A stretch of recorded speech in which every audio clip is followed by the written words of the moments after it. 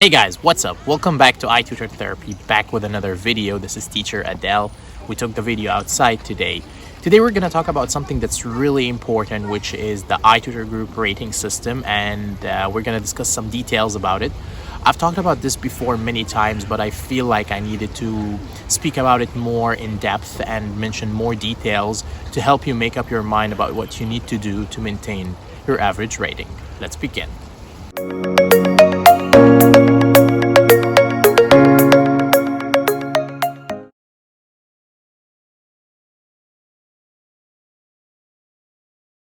Now, in a perfect world, your average rating would only depend on your performance. If you have good performance and you're a good teacher, you will have a good average rating. If you're not a good teacher or you need to learn some stuff, then your average rating is not going to be very good.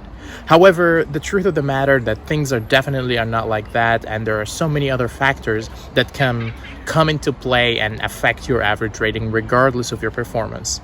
So in this video, we're going to talk a little bit about the factors that affect your performance, and we're going to talk about how you can actually take this to your own advantage in order to maintain a good average rating or pick up your average rating if you have been damaged already by a couple of low ratings.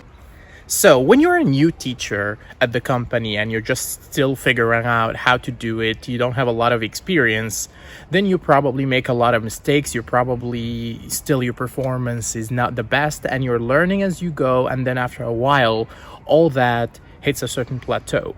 You stop making all the new mistakes, the rookie mistakes, and your performance starts to improve until it reaches its peak as an experienced teacher. And then after this, it just plateaus.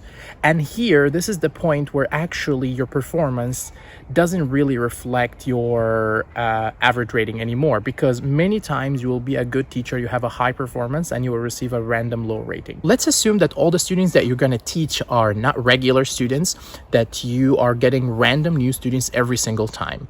In here, the factors that affect the random low ratings that you did not earn because you didn't do a good job are actually who you teach and when you teach, and just the entire schedule, and the way you choose your schedule is going to affect you so much. Now, for example, so we can be clear, if someone chooses to work only with adult students, now that means they're probably going to have a higher average rating than the people who only work with junior students, just mainly because adult students are more gentle raters and they are not very vindictive. They don't get bored, they want to learn, and they just say their honest opinion about you. Most of the time when you teach an adult student and he rates you, it's because he liked you, or if he gives you a bad rating, it's because he didn't like you, and that's it.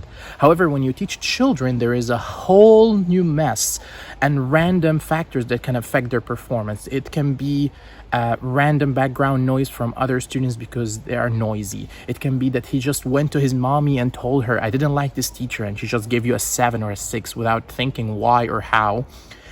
With children, there is a lot more to expect and there's a lot of unpredictability. And this is why who you teach is going to determine your average rating. Now, another factor that might affect your performance is the type of class that you teach. When you teach a group class with 6 students, there is a higher chance that one of the students is not going to be happy about the noise from another student, or about the fact that he didn't get enough time to talk or participate. It doesn't matter. Same thing for OUP classes with children.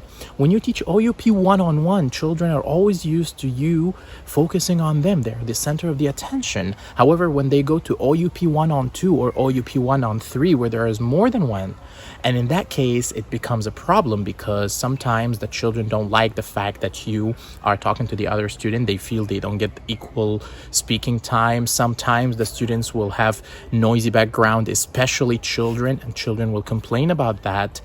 It doesn't matter. Also, the materials that are used in the OUP 1-on-2 classes are not the higher quality Oxford University materials. You're using the regular 25 materials, and many students don't like it.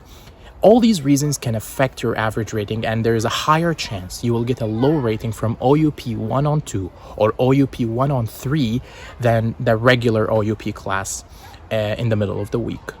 Now we get to the part is, what should you do and how would you protect yourself against falling victim to these random low ratings that can happen close to each other and can actually cause you to get suspended or damaged in any way. Now, for those of you who like to take things out of context and say that I'm recommending something that is not right, I would like for you to listen up, because I'm about to say some stuff that you may not like. Now, the first thing that you need to know is you need to strategize your bookings and you strategize your cancellations as well. Don't just book anytime and don't just cancel anytime if you have to cancel. You need to pick the most optimum time and the least damaging time for you to cancel or book a class. I'm not talking about this to be in general. You cannot sustain this forever. However, what I mean is if you have already, and please, the people who like to take things out of context, please focus on what I'm saying. If you have already received a bunch of low ratings and now you are trying to recover, this is when you're supposed to do that. This is when you're supposed to strategize your bookings and strategize your cancellations in order for you to get your average back up.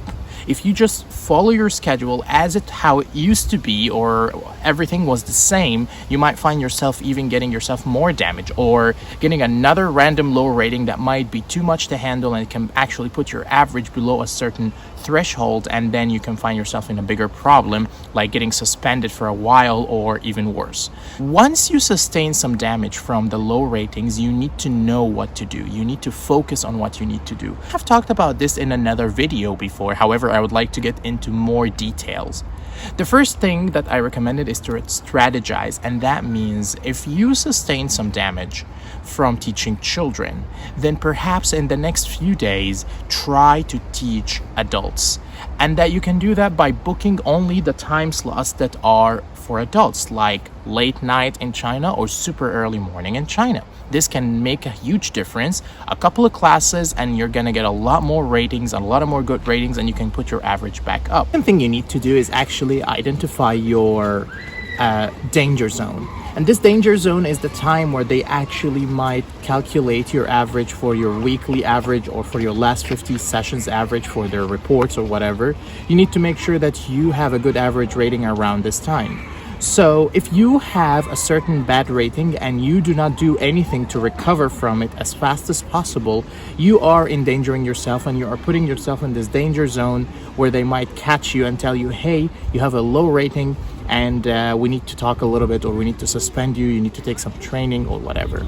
So a perfect example of a mistake that you probably would make that might prolong the period that you have a bad rating on your record and it doesn't go up is, for example, you receive a low rating and then for the rest of the week you can just teach demos, or you take the rest of the week off. That means you didn't do anything to pick up your average rating once again, right? So instead of doing that, focus on teaching the classes that will help you get back your average rating up, instead of just taking the week off or teaching classes that will not affect your rating at all, like demo classes. Similarly, if you have a very good rating and you just want this rating to stay with you until the end of the month or until the end of the week, then you can try to teach for the rest of the week demo classes, since the rating in demos is separate, and this means that you are not going to touch your current average rating and it will remain intact until the end of the month or until the end of the week. It's up to you. And that's it, guys. Thank you so much for watching. The conclusion of this long video is watch what you're booking, watch what you're canceling. Ratings are not only dependent on your performance, they're also dependent on your booking behavior and cancellation behavior, and when you choose to book and when you choose to cancel, especially if you have already sustained some damage from a low rating. Thank you so much. Take care and watch out for your averages and make sure that you always keep them up. Hope to see you next time in another video. Peace.